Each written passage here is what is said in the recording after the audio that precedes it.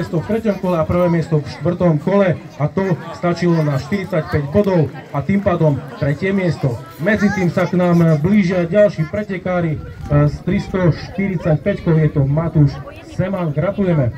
Na 2. mieste s počtom bodov 49, s 3. miestom, 4.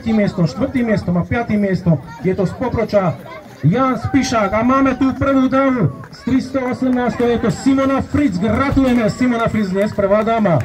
No ale vrátime sa späť, Jan Spišák z Poproča, 2. miesto so 49 bodmi, super, gratulujeme.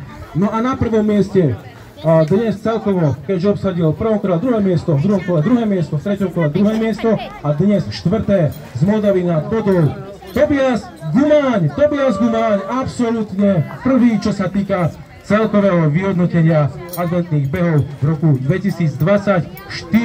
Gratulujeme chlapi, toto sú ceny pre vás. V taškách si viete nájsť aj voucher, keďže spúšťame novú akciu, nové preteky, behanie do schodov. Máte tam k tomu voucher štartovné zadarmo, oplatí sa využiť. Veľký potlesk pre absolútnych víťazov celkového hodnotenia adventných behov kategórie hobby. Gratulujem.